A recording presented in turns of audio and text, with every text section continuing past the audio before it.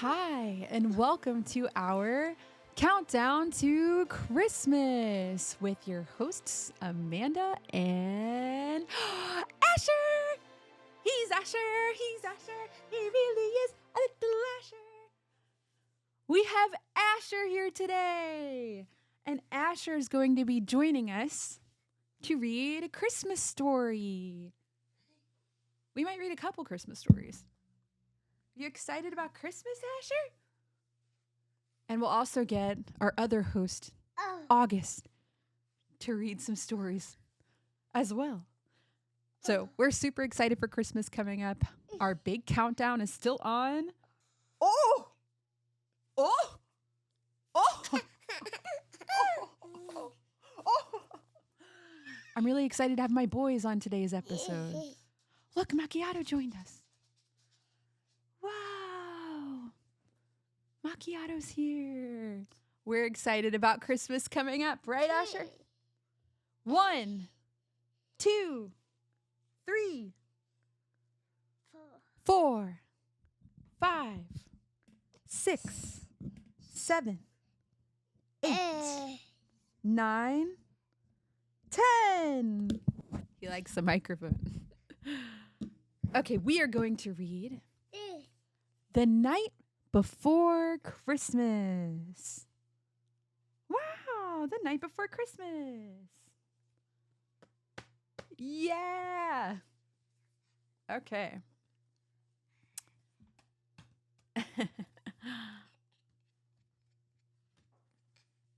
'Twas the night before Christmas, when all through the house not a creature was stirring, not even a mouse. The stockings were hung by the chimney with care, and hopes that St. Nicholas soon would be there. Yeah, there's Santa. Wow.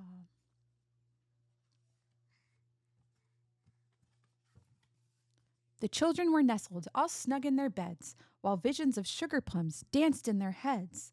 And Mama in her kerchief, and I in my cap, had just settled our brains for a long winter's nap.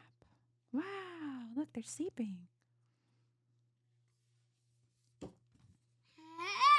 When out on the lawn there arose such a clatter, I sprang from my bed to see what was the matter. Away to the window, I flew like a flash, tore open the shutters, and threw up the sash. Wow! The moon on the breast of the new fallen snow gave a luster of midday to objects below, when what to my wondering eyes did appear but a miniature sleigh and 8 tiny reindeer. With a little old driver, so lively and quick, I knew in a moment he must be Saint Nick. Wow, Santa.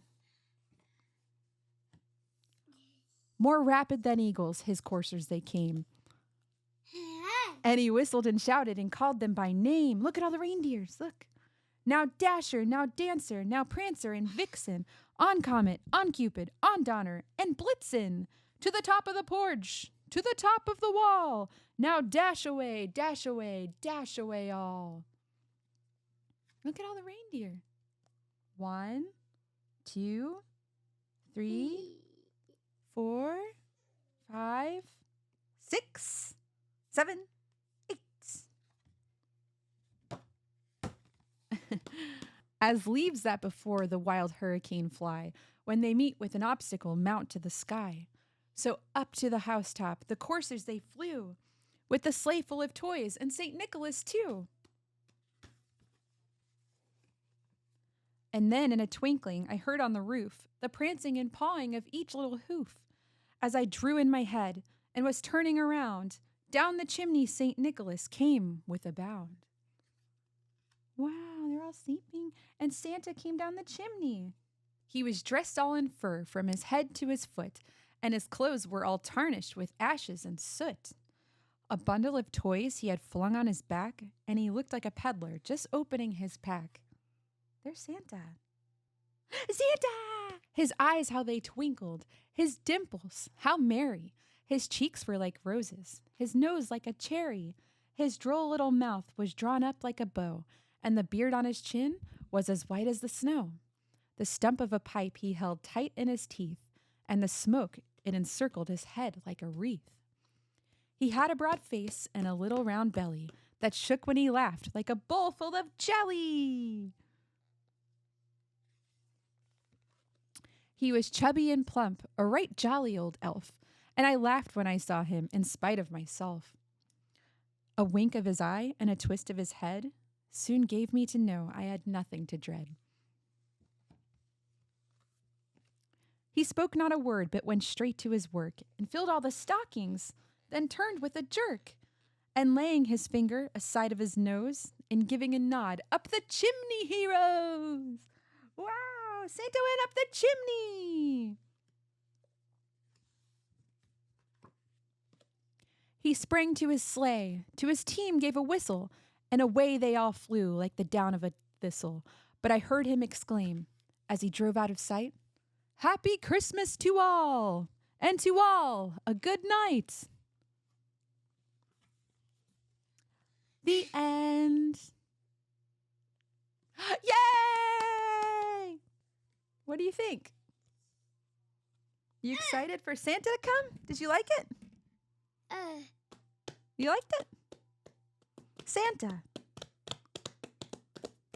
We like patting the books. Okay, let's try one more. The Polar Express.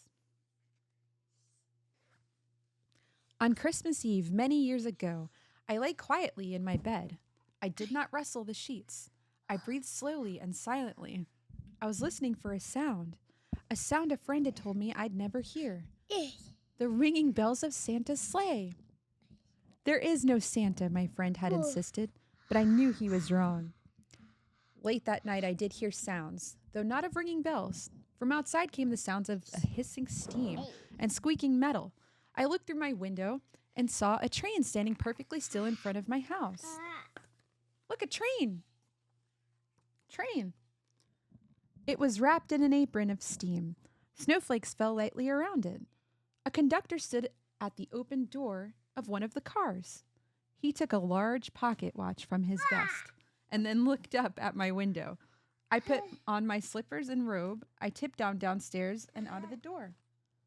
"All aboard," the conductor cried out. I ran up to him. "Well," he said, "are you coming?" "Where?" I asked. "Why, to the North Pole, of course," was his answer. "This is the Polar Express." I took his outreached hand and he pulled me aboard. The train was filled with other children, all in their pajamas and nightgowns. We sang Christmas carols and ate candies with nougat centers as white as snow. We drank hot cocoa as thick and rich as melted chocolate bars. Outside, the lights of towns and villages flickered in the distance as the Polar Express raced northward. Soon there were no more lights to be seen. We traveled through cold, dark forest where lean wolves roamed and white-tailed rabbits hid from our train as it thundered through the quiet wilderness. We climbed mountains so high it seemed as if we would scrape the moon, but the Polar Express never slowed down. Faster and faster we ran along, rolling over peaks and through valleys like a car on a roller coaster. The mountains turned into hills, the hills to snow-covered plains. We crossed a barren desert of ice, the great polar ice cap. Lights appeared in the distance. Whoa, there he is! They looked like the lights of a strange ocean liner sailing on a frozen sea. "There," said the conductor, "it is the North Pole." The North Pole, it was a huge city standing alone in the top of the world, filled with favorites where every Christmas toy was made. At first we saw no elves. "They are gathering at the center of the city," the conductor told us. "That is where Santa will give the first gift of Christmas." "Who receives the first gift?" we all asked. The conductor answered, "He will choose one of you." "Look," shouted one of the children, "the elves." Outside we saw hundreds of elves. As our train drew closer to the center of the North Pole, we slowed to a crawl. So crowded were the streets with Santa's helpers. When the Polar Express could go no farther, we stopped and the conductor led us outside. We pressed through the crowd to the ledge of a large open circle. In front of us stood Santa's sleigh. The reindeer were excited. They pranced and paced, ringing the silver bells that hung from their harnesses. It was a magical sound like nothing I'd ever heard. Across the circle, the elves moved apart and Santa Claus appeared. The elves cheered wildly. He marched over to us and pointing to me said, "Let's have this fellow here." He jumped into his sleigh. The conductor handed me up. I sat on Santa's knee and he asked, "Now what would you like for Christmas?" I knew that I could have any gift I could imagine, but the thing I wanted most for Christmas was not inside Santa's giant bag. What I wanted more than anything was one silver bell from Santa's sleigh. When I asked, Santa smiled. Then he gave me a hug and told an elf to cut a bell from a reindeer's harness. The elf tossed it up to Santa. He stood holding the bell high above him and called out, "The first gift of Christmas!" Yay! Microphone. A clock struck midnight as the elves roared their approval. Santa handed the bell to me, and I put it in my backrobe pocket. The conductor helped me down from the sleigh. Santa shouted out the reindeers' names and cracked his whip. The team charged forward and climbed into the air. Santa circled above us, then disappeared in the cold, dark polar sky. As soon as we were back inside the Polar Express, the other children asked to see my bell. I reached into my pocket, but the only thing I felt was a hole. I had lost the silver bell from Santa Claus's sleigh. "Let's hurry outside and look for it," one of the children said. But the train gave a sudden lurch and started moving. We were on our way home.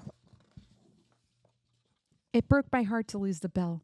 When the train reached my house, I sadly left the other children. I stood at my doorway and waved, "Goodbye! Goodbye!" The conductor said something from the moving train, but I couldn't hear him. "What?" I yelled out. He cupped his hands around his mouth. "Merry Christmas," he shouted. The Polar Express let out a loud blast from its whistle and sped away. On Christmas morning, my little sister Sarah and I opened our presents. When it looked as if everything had been unwrapped, Santa found one last small box behind the tree. It had my name on it. Inside was a silver bell. There was a note. "Found this on the seat of my sleigh. Fix that hole in your pocket. Signed, Mr. C." I shook the bell. I made the most beautiful sound my sister and I had ever heard. But my mother said, "Oh, that's too bad." "Yes," said my father, "it's broken." When I'd shaken the bell, my parents had not heard a sound. At one time, most of my friends could hear the bell, but as the years passed, it fell silent for all of them. Even Sarah found one Christmas that she could no longer hear its sweet sound. Though I've grown old, the bell still rings for me as it does for all who truly believe. The end. The end. So I think it's safe to say Asher's favorite book at the moment, Christmas book, is definitely A Night Before Christmas. But it was fun to read him the story. And I think it was fun for him to explore all the microphones and things in our podcast studio. Did you have fun? Did you have fun? Are you acting shy now? Did you have fun? Say ah. Say yeah, yeah, yeah, yeah, yeah, yeah. Yeah, yeah, yeah, yeah. Yeah, yeah, yeah, yeah, yeah.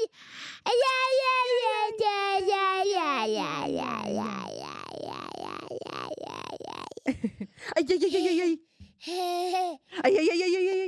Yeah, yeah, yeah, yeah, yeah, yeah, yeah, yeah, yeah, yeah, yeah. Yay. Yeah, yeah, yeah, yeah, yeah.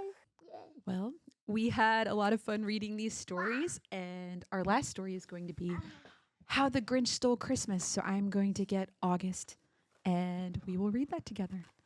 But thank you for joining us, Asher, on the podcast. Say bye. Bye. Bye. Bye. Say bye. Bye. Our other host joined us now. It's Augie. This is August. We like to call him Augie. And he's excited for Christmas too in our countdown for Christmas. Right, Augie? Adoo. Adoo. Adoo. Peekaboo. Peekaboo.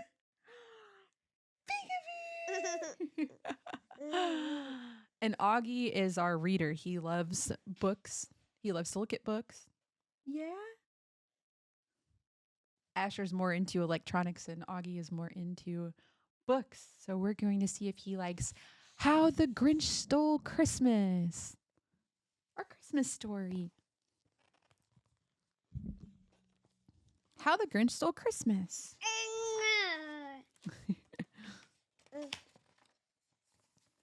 Every Who down in Whoville liked Christmas a lot.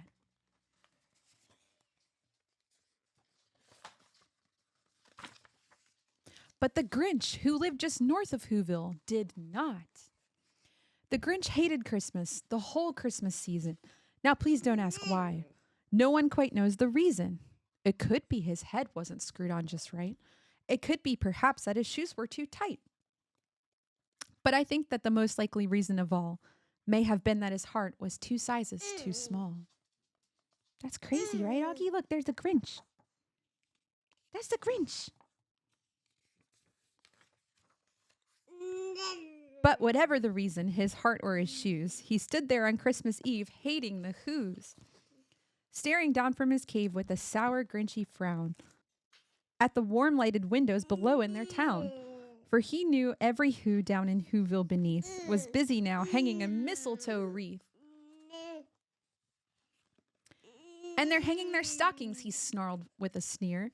Tomorrow is Christmas. It's practically here. Then he growled with his Grinch fingers nervously drumming. I must find a way to stop Christmas from coming. For tomorrow, he knew. All the Who girls and boys would wake bright and early. They'd rush for their toys. And then, oh, the noise, noise, noise. That's one thing he hated. The noise, the noise. And then the Whos, young and old, would sit down to a feast. And they'd feast, and they'd feast. They would feast on Who pudding and rare Who roast beast, which was something the Grinch couldn't stand in the least.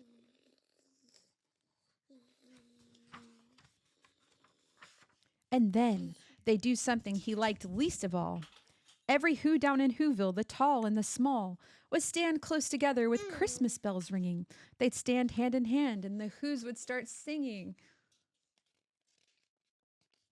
They'd sing, and they'd sing, and they'd sing.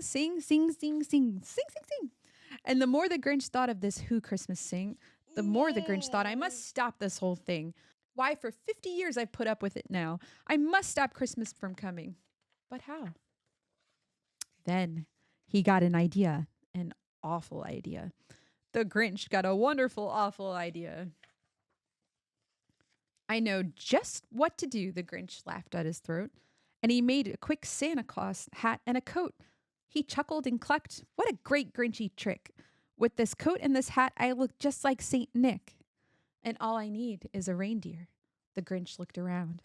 But since reindeer are scarce, there was none to be found. Did that stop the old Grinch? No, the Grinch simply said. If I can't find a reindeer, I'll make one instead. So he called his dog Max. Then he took some red thread and he tied a big horn on top of his head. Then he loaded some bags and some old empty sacks on a ramshackle sleigh. He hitched up old Max. And then the Grinch said, giddy up, and the sleigh started down toward the homes where the Whos lay a snooze in their town. All their windows were dark. Quiet snow filled the air. All the Whos were all dreaming sweet dreams without care. When he came to the first little house on the square, this is stop number 1, the old Grinchy Claus hissed, and he climbed to the room, empty bags in his fist. Then he slid down the chimney, a rather tight pinch. But if Santa could do it, then so could the Grinch. But he got stuck only once for a moment or two. Then he stuck his head out of the fireplace flue, where the little Who stockings all hung in a row. These stockings, he grinned, are the first things to go. And then he slithered and slunk with a smile most pleasant. Around the whole room, he took every present. Pop guns and bicycles, roller skates and drums, checkerboards, tricycles, popcorns and plums, and he stuffed them in bags. Then the Grinch very nimbly stuffed all the bags one by one up the chimbley. There he goes. Then he slunk to the icebox. He took the Who's feast. He took the Who pudding. He took the roast beast. He cleaned out that icebox as quick as a flash. Why, that Grinch even took their last can of hoo hash. Not their last can of hoo hash. And then he stuffed all the food up the chimney with glee. And now, grinned the Grinch, I will stuff up the tree. And the Grinch grabbed the tree, and he started to shove, when he heard a small sound like the coo of a dove. He turned around fast, and he saw a small who, little Cindy Lou Who, who was not more than 2. Wow, that's different than the movie. The Grinch had been caught by this tiny Who daughter, who got out of bed for a cup of cold water. She stared at the Grinch and said, "Santa Claus, why? Why are you taking our Christmas tree? Why?" But you know that old Grinch was so smart and so slick. He thought up a lie, and he thought it up quick. "Oh, why, my sweet little tot," the fake Santa Claus lied. "There's a light on this tree that won't light on one side. So I'm taking it home to my workshop, my dear. I'll fix it up there, then I'll bring it back here." And his fib fooled the child. Then he patted her head, and he got her a drink, and he sent her to bed. And when Cindy Lou Who went to bed with her cup, he went up the chimney and stuffed that tree up. Oh no, Augie, he took their Christmas tree. Then the last thing he took was the log for their fire. Then he went up the chimney himself, the old liar. On their walls he left nothing but hooks and some wire. And then the one speck of food that he left in the house was a crumb even too small for a mouse. Then he did the same thing to the other Who's houses, leaving crumbs much too small for the other Who's mouses. It was 1/4 past dawn, all the Who's still abed, all the Who's still a snooze, when he packed up his sled, packed it up with their presents, the ribbons, the wrappings, the tags, the tinsel, the trimmings, the trappings. Look, he got everything. He took their Christmas.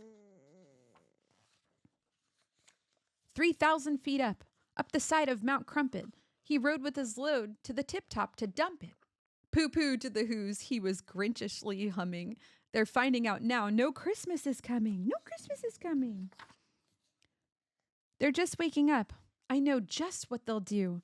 Their mouths will hang open a minute or two. Then all the Who's down in Whoville will all cry, boo-hoo.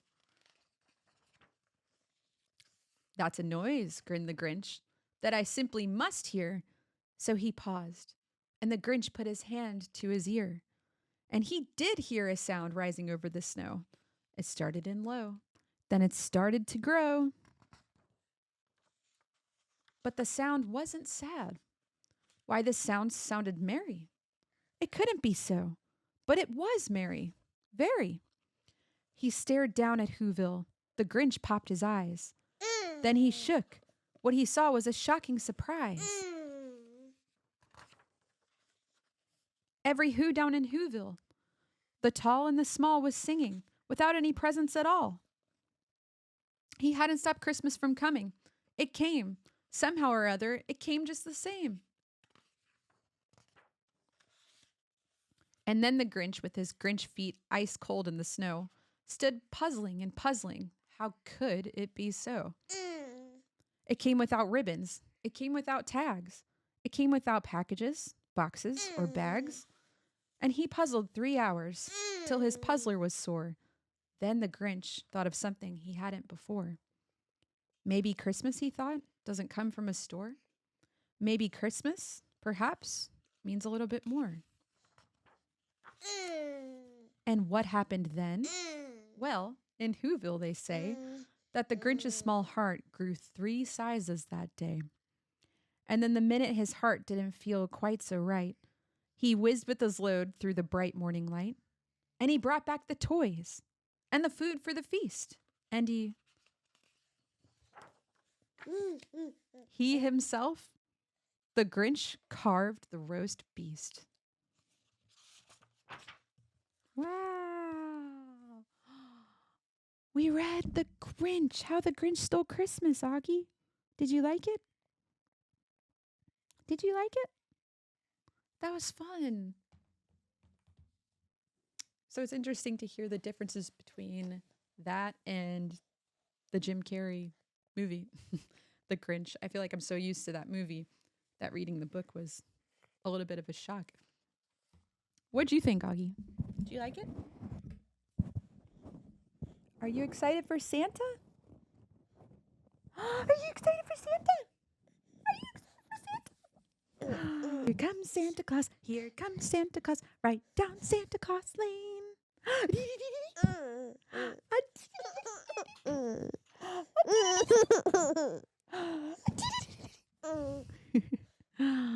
Wow. So I think that was a success. Augie loved the Grinch book. So we're going to have to read that again soon. That was fun. You want to hold the night before Christmas? He loves holding books. Yeah, you open. Look.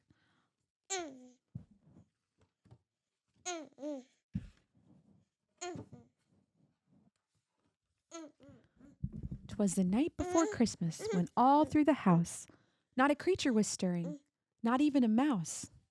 The stockings were hung by the chimney with care in hopes that St. Nicholas soon would be there. Yeah, there's Santa.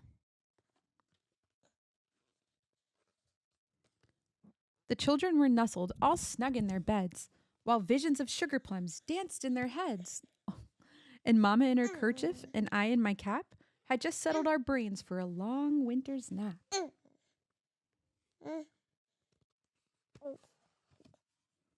When out on the lawn there arose such a clatter, I sprang from my bed to see what was the matter. Away to the window I flew like a flash, tore open the shutters and threw up the sash.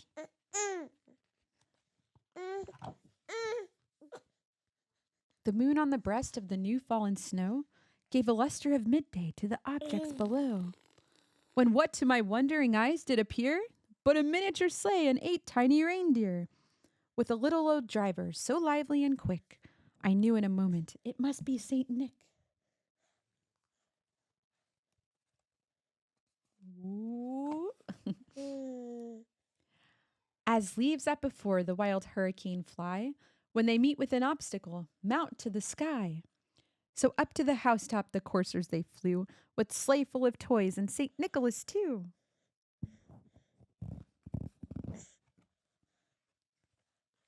He was dressed all in fur, from his head to his foot, and his clothes were all tarnished with ashes and soot.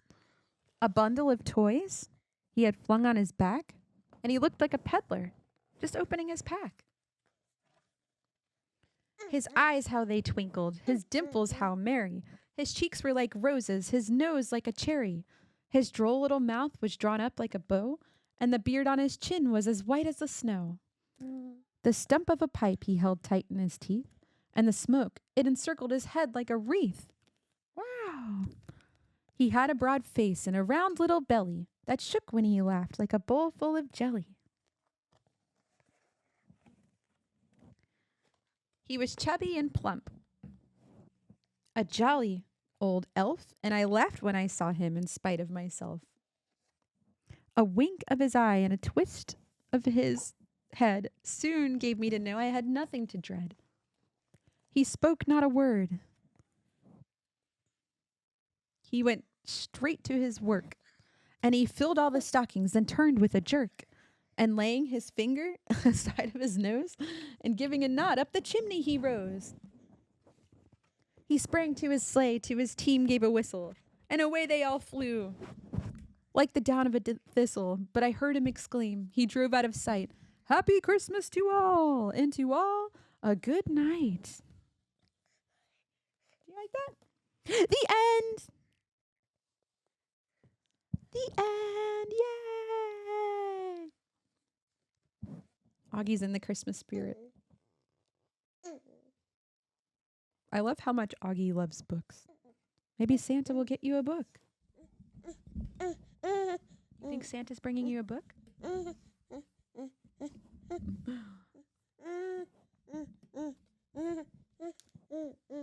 Wow. The inside says, for more than 100 years, families have gathered together on Christmas Eve to listen to this poem about St. Nicholas and his 8 tiny reindeer. Warm in their pajamas, stockings hanging, and cookies just so, little ones are at last ready for a dreamy story that's read aloud to them with love. Very true. Well, thank you for joining me, Augie. I appreciate you being a host to this show. And I'm so happy you enjoyed the stories. And thank you all for joining us on our countdown to Christmas journey. And please tune into our other videos if you haven't seen them already. We're counting down every day until Christmas, and we're so excited for Christmas to get here, and we just love the holiday season. So like and subscribe for more videos like this. And Augie appreciates it.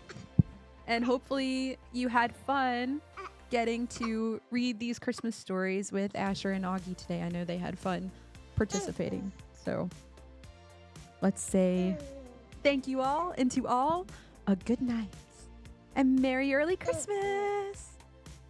Yay! Yay! Yay! Yay!